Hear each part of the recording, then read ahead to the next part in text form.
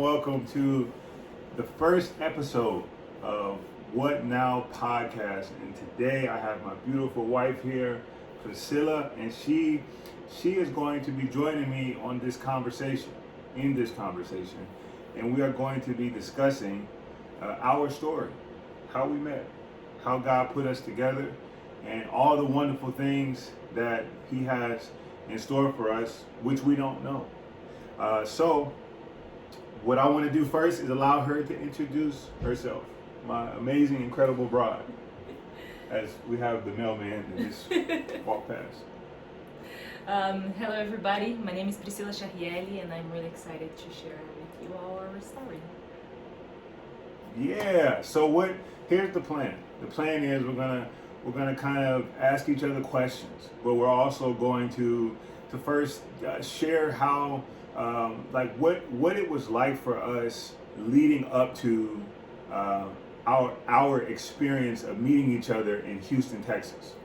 So I'm going to get started, and then I'm going to kind of let her flow into her part of it, and we should be here for about 30 minutes, a good 30 minutes of a conversation, and so let's do it. And in between time, if there's anything that I miss, I know my wife will cover me in some areas and fill you in. All right? Cool.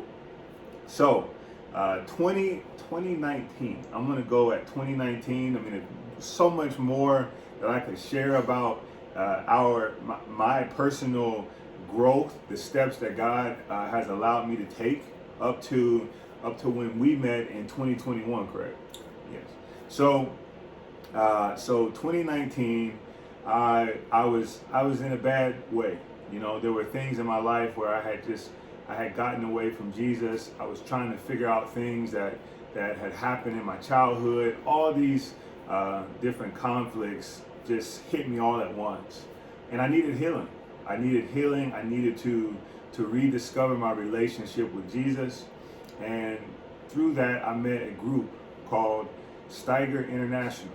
Now, Steiger International was so influential to my life, to helping me to understand what discipleship was, helping me to heal, and so many of those areas because they brought me along as a part of a community. Interestingly enough, I was playing for the Denver Broncos, and at this time it was COVID. COVID kind of hit. I had heard wind about Steiger in 2019, but then once COVID hit, it shut down everything, obviously. Through that experience, the NFL was also shut down, so we were doing virtual meetings. Now, during that time, we were months into preparation as we were getting the playbook together and everything. And when it came time to show up in August, they brought me in, they flew me in, and then they fired me. It was terrible, but God had a plan, and through knowing that I needed to go deeper in my relationship with Him, at the same time, there was a missions group, Steiger International, that was arriving in Denver. So I had gotten a call from a really influential mentor of mine who was a part of the organization he calls himself a friend raiser, like a fundraiser, but a friend raiser. And he told me about the gathering. It was an intense training. I didn't know all the details. I didn't even know much about the group, but I knew that when I shared with him my situation, everything that was happening in my life, all the traumatic things that were happening as well, on top of losing my job, he said, this would be the perfect place for you to go. So I went there, and through my experience with Steiger, it was incredible.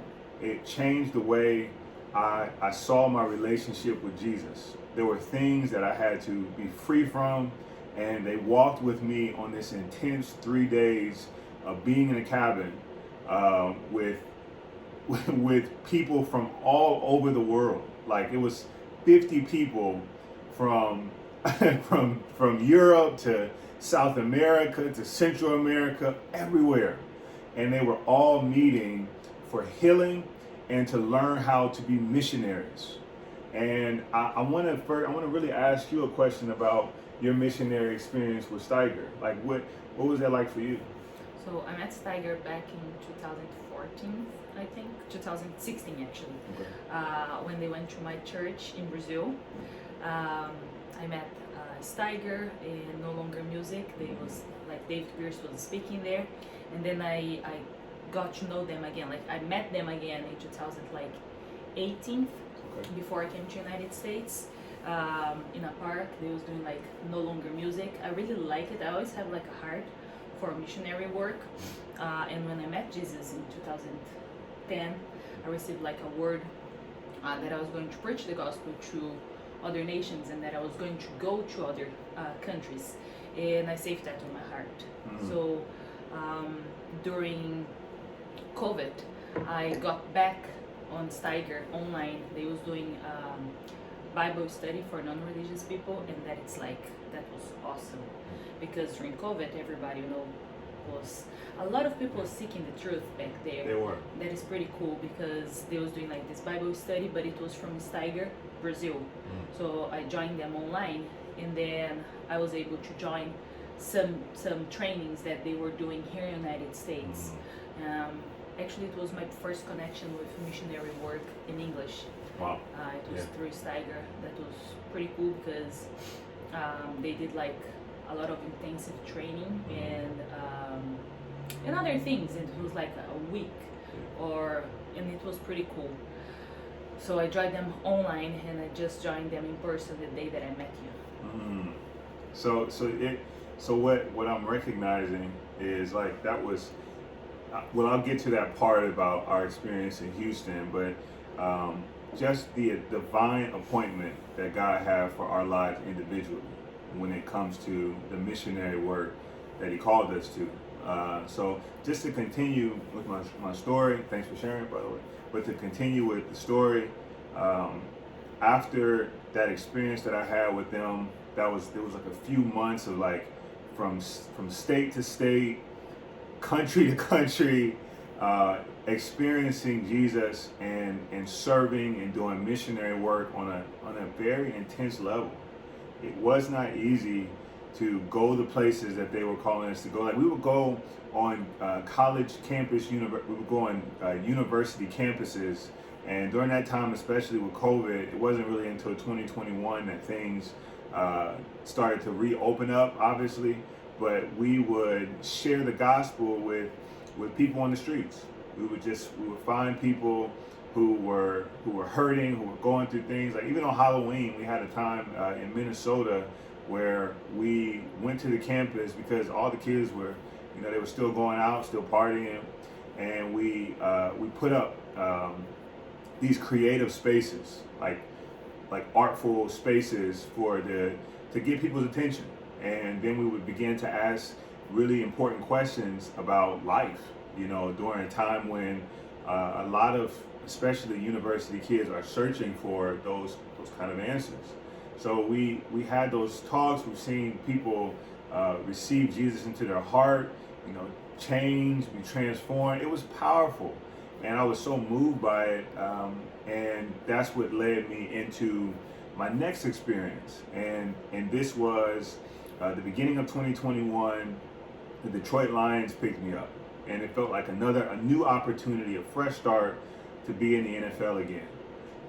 And it was powerful, but God wanted to do more healing in my life. He wanted to show me some different arenas and areas, new ways of thinking about football even, that have led me to being a coach now.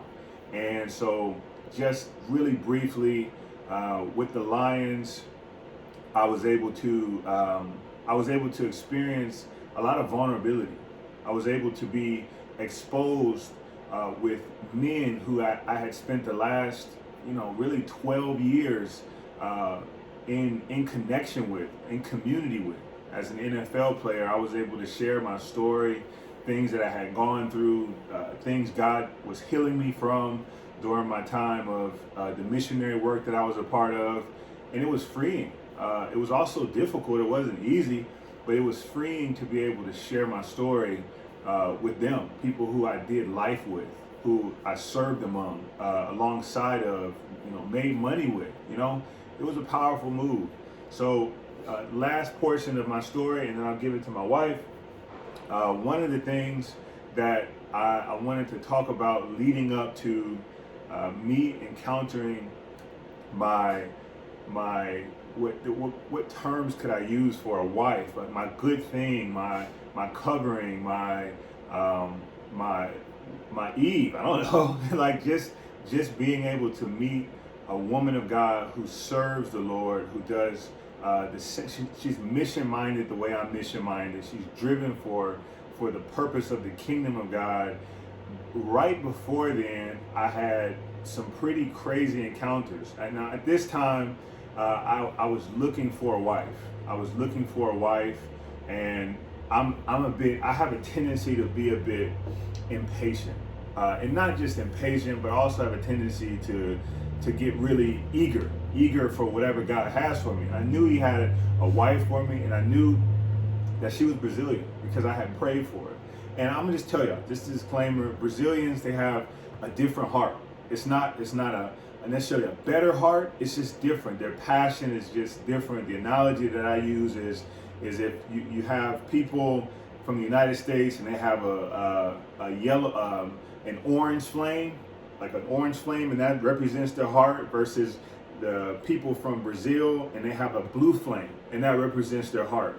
It's just a different flame. The color's different. It really stands out that they know how to love differently, on a way that I needed, on a way that I knew that, okay, the things that God was walking me through, healing me from, they required, I have scars. And my wife knows how to tend to those scars and those areas of my life that God has healed and is continuing to heal. And I'm so thankful for her. So she's my Brazilian queen. And that's a powerful thing for my life. It helps me. She covers me. So that's why when I visited, to explain this further, when I visited Brazil, when I visited Brazil, 2020, yes. One of the experiences that I had was I met some incredible people. And then when I went and met more people from Brazil in Steiger International, it confirmed it. It was like, man, these are people who I want to spend the rest of my life with. And they can help me on the mission God's called me to. So in Detroit, I was able to do some missionary work after I had experienced an ACL tear. And it was terrible. Just day one, I tear my ACL. It really changed like the course of my life in football. But it didn't change the direction that God had and things that He was doing in my life with missionary work. It actually made it stronger. So I went to Germany. I visited, there was a gathering with the same organization, Steiger, and there were people from all over the world, even more than it was when I was in Denver. And they gathered and celebrated, and they confirmed the mission that was given to all of them to reach the global youth culture in a really cool space. At the missionary school in Germany, yes. And so after that missionary school encounter, I go back home to Detroit, and I was kind of defeated because I thought I was going to find my wife there. There was like 50 Brazilians there. They were all passionate, on fire, awesome people, and none of them were my wife. And to God be the glory, because I got to meet my wife in Houston, and she was the only Brazilian in the group. Besides the married couple, she was the only Brazilian in the group, and God knew exactly what He was doing when He told me to just trust Him that He was going to prepare my wife, and it would be exactly what I prayed for. So then that led us to Houston and our experience. I'll let her share a bit of that. Okay. So in 2019, I moved to the United States, and that was something that I had in my heart before when I was in Brazil. When I was preparing to do the au pair program, the program that I did here in the United States, I knew that God was preparing me for something. So I was for a while praying already, and I was also being healed from scars from childhood, from teenager, So I was going to psychologists, I was going to help groups in the church, like I joined these small groups and everything. And that's awesome. Like that was my base before I come to United States. That also I didn't mean that I was 100% healed, because we are a working in progress. But God healed me from many things before coming to the United States. It was a long process and an awesome process and a necessary process, because when you're healed, you learn how to understand other people's scars, and you help them, you know, because you walked on this path already. Even if it was not the same situation, you went through a healing process, and once you go through this, you want like everybody to go to this, and you know. And in 2020 I moved to Virginia. I used to live in Elgin, Illinois, and then I moved to Virginia, and I joined a church in Virginia, and it's Summit Church, and this church is like awesome, and I was able to meet like so many Christian people, and so many also au pairs, that they are also, not all of them Brazilian, a lot of them Brazilian, but not all of them. And I was able to develop this singleness, a single person Christian in United States. You know, like, because when I arrived in the United States, I got a little far from God. After a couple of months here, you know, everything was new, a new country, new people, and I stayed far from God for like 10 months. And then in the middle of 2020, I joined Steiger online, and then that was my path going back to Jesus. They helped me a lot, but I officially like got back to Jesus on October 31st, 2020. When I decided, I was like, no, I'm not going to be one way or the other. I'm going to get back to Jesus. I'm going to stay firm in this. And I did a purpose of staying 1 year single, because relationship can distract us sometimes. And I knew it, that I need that special time, just Jesus and I, develop my friendship with him, and also learn more how it is to be single and Christian, with the purpose of not of being single, but seeking the Lord. Right. So it was a whole year doing this, and God, like, he did like a lot during this 1 year. I was able to lead a small group called Multicultural Small Group, and I lead this small group for 2 semesters, and that was awesome. Guys, just really quick, she's in DC. She is known at her church, Summit Church. She's known like she is the queen of the Brazilians. She was just obedient to God. I watched her I've heard her stories of being obedient to God, inviting other women, other Brazilians to the group, to the church, and it just changed lives, and it's a really, really powerful thing. Yeah. So I always say that how important it is our yes, how many lives will impact, because God told me that have a mission for me in the United States, and for 10 months I kind of like, it was a little less than 10 months, but like for 10 months I didn't walk in what God had for me. And he told me that have a purpose. He sent me to the place, and I was like neglecting, you know. And yes, and then once I said yes, God started working. And through these small groups, it was when I decided to join Steiger on their in-person evangelistic training in Houston, because the people that was in my small group, they have such a passion for the Lord, and it's like we have a man from Cameroons and another lady from Brazil, and both of them, they want to go to do evangelistic, like to go to do evangelism. Yeah.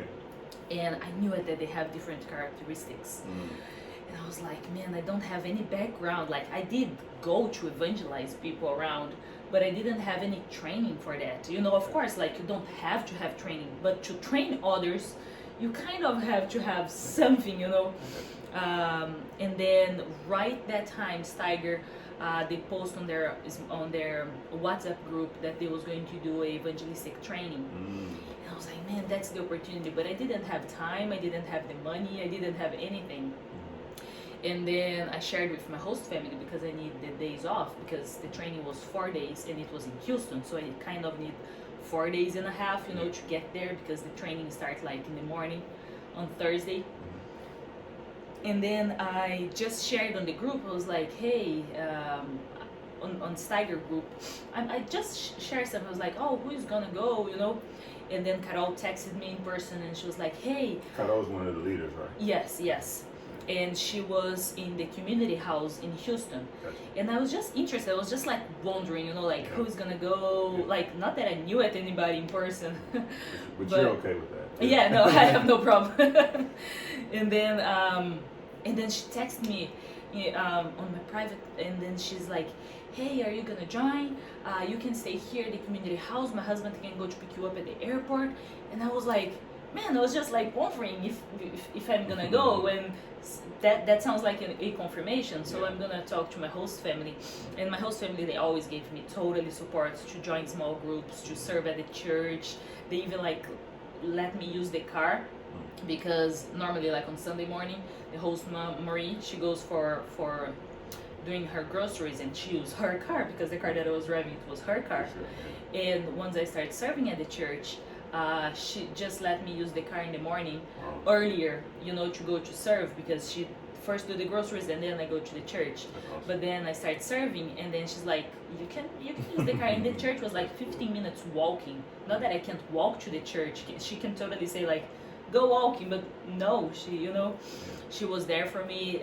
Marie and Ed, both of them was always there, and that's awesome. They gave me totally support, and they gave me the days off to go to this missionary work. Wow. Well, just really quick, guys, as an au pair, it's not easy to find a good host family. Oh, that's true. And so, like Ed and Marie, I got a chance to meet them when we were dating, and I'm still in touch with them, still connected to them with young Corby. And they're just awesome. Like, they really genuinely love her. And that's exactly, and that's and that's all I can say about it for now. But we will have other discussions. Yeah, I was gonna talk about them. It's because they were really a blessing in my life. Yeah. They were and they are a blessing in my life. Even they are hosting our baby shower. Yeah, and she's pregnant, so yes. She's crying a little more. Oh yes. Yeah. So I wish I had some napkins. I wasn't expecting that. It's okay. Yeah. So and then I didn't have all the money to go, and I shared with my small group. But I was always open-hearted with them, and then they blessed my life. Mm-hmm. My friends there blessed my life. Somebody drove me there, another person drove me back, and then I was able to go, and it was a blessing to be there and meet my husband in Houston. Yeah, I feel like that is incredible. I feel like God he showed us how to do it, and he showed you a little better than me. For me, he had to really like force me to get to that point of knowing that, hey, missions work. The call of a missionary is what I'm calling you to do, versus her, where she kind of was like raised as a missionary. Like, her life, the way she lived her life was missionary minded. God, I trust you to provide. I trust you that wherever you're sending me, there's going to be peace there. I'm going to meet the right people. And for me, I was a big guardian. In the NFL, there's a certain select group of people you have to be a part of. And if you get outside of that group, then you have to be more cautious.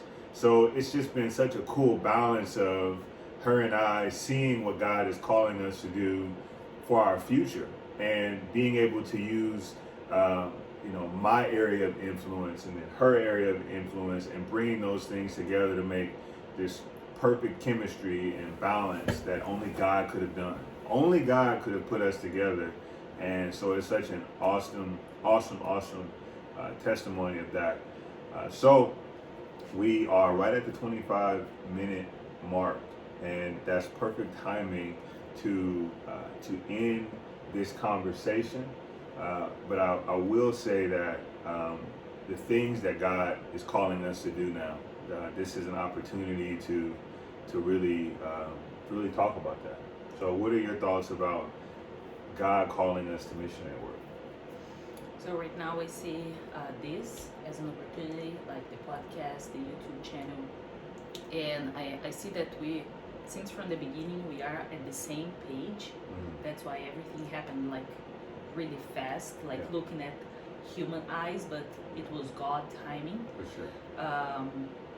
And I can see like since when we met each other, everything's been like in God timing. We are on the same page, and even when you and I decided to be full-time missionaries, God brought peace to both of our hearts and have been directing us. And we don't know what the future wait for us, like what the future prepared. But we know that every single day we are seeking the Lord and asking Him for directions, what the next step. We don't know how it's going to be 5 years from now. We know that Aurora is going to be 5 years, but that's all we know.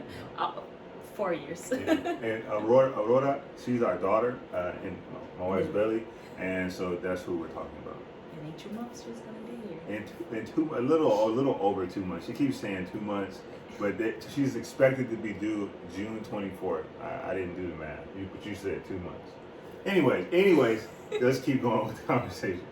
But I know that God is preparing the way, and have been using you and have been using me, and He prepared both of us. He gave us a background, like me, to help you with the YouTube channel, to know the tools, to know how YouTube works, Instagram, and to know where to search and what to do. And God brought you with the Word, and brought us together to talk, to share about His Word, to provoke each other. And that it's pretty cool because we are not comfortable, we are daily provoking each other to grow in our faith, to grow as people. And I think this is the main thing, like we don't know how God's going to use us besides at our local church through the social media, but we know that God have been using us already, and that He have a purpose for our life in the future, other things that we don't know yet. But as we was reading today, that things that we prayed or that we didn't pray or we didn't think, it is what God have prepared for us already. It's the faith walk. It's the walk of faith, trusting God to order all of our steps, and that is powerful. So that will conclude this episode. It's technically episode 1 of the podcast. The introduction was last week. You're more than welcome to go back and listen to that, watch that as well. But this is it's going to be a really fun journey with a lot of expectations that I know God has for our life because He's in control of it. So stay tuned. I'll most likely have my wife back on at some point. There's so many more other details about the story that the beginning.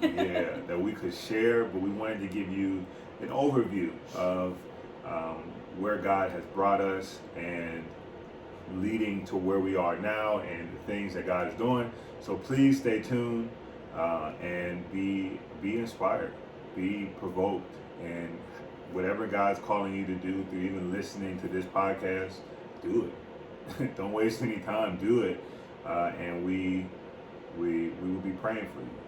So we got 1 minute. I'm going to pray really quickly. All right. Jesus, I thank you for all the listeners listening to this podcast. Jesus, I pray that you would bless their lives. You would bless them to have clear instruction about what you're calling them to do, the places you're calling them to go. And God, I ask that you would allow their ears to be sensitive to hearing you, that they would find their secret place with you, so that they would have those intimate encounters with you that would change their life forever. We love you and we thank you. In Jesus' name we pray. Amen. God bless you guys. Thank you for joining. Thank you, everybody, for listening, and God bless you. Peace. There it is. I'm posting this right now. Okay. I'm going to put music on it and post it, and that'll be it. And then the video, we'll do it